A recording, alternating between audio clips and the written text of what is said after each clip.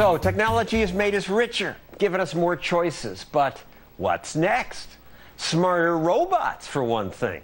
Last year, a robot called Watson crushed its human competition in a quiz show. Who is Mary leaking? You're right. 800, same category.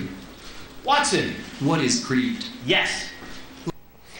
Okay, so a computer can win at Jeopardy, but economics professor Jim Miller says what will come next is much more interesting. So what's that? Well, computers are getting smarter and smarter, and eventually they'll be able to do everything we can do. But you don't know that. We're human. We have special skills. Well, but we're just machines, and we're machines that, our brains run on meat. And we know it's possible to build machines much smarter than our brains and much faster. And computing power keeps doubling. Yeah, the amount of computing power you can buy per year keeps doubling, and 20 doublings is about a million-fold increase. So if today we had a computer as fast as a human brain, 20 years it would be 1,000,000 times faster, and we'd all be obsolete.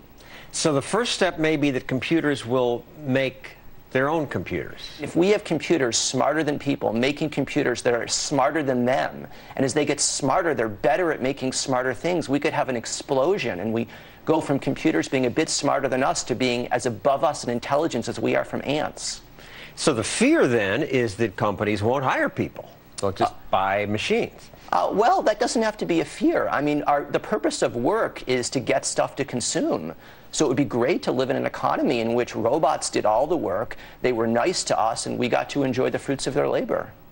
That's one possibility. You have some other possibilities. Yeah. Unfortunately, these machines wouldn't need us. They might treat us the way we treat chimpanzees. They're perfectly happy to take our stuff and leave us for dead if it meets their needs. So another scenario, we merge with the machines. Yeah, we put computers in our brains. As computers get faster, they're also getting smaller.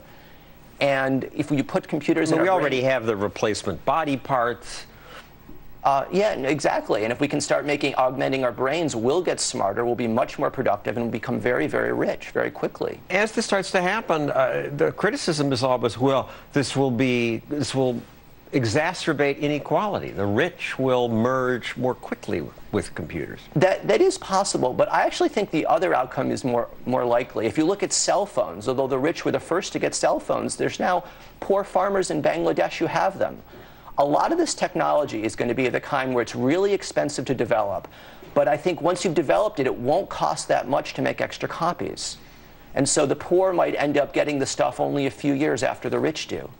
So what do we do to prepare for this? Well, one way as an individual you can prepare is to think, how can you continue to be a productive employee in a world in which computers get continually smarter?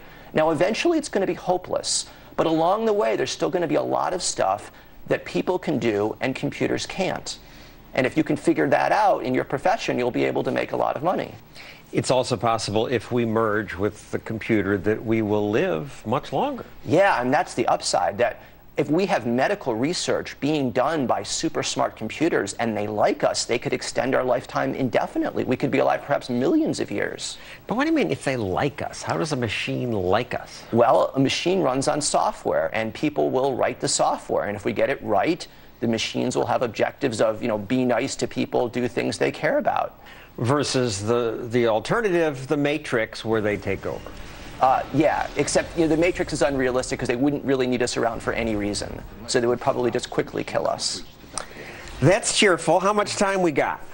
Well, estimates vary. I would say at a minimum probably at least 10 years, almost certainly this century. And I would give about 2045 is probably the best estimate for when we'll have computers at least as smart as people. I find what you say very plausible, but then I look back at these old predictions. A 1924 article said the flying automobile is the car of the future. As recently as 1979, book predicted the Olympics would be held on the moon by the year 2020. It could be totally off about this stuff. It's certainly possible, but there's so many different ways of achieving intelligence enhancements. And there's such tremendous military and economic benefits to doing it that I think it's very likely we will. I mean, we could have had the Olympics on the moon by now if we really wanted to. It's just not that valuable.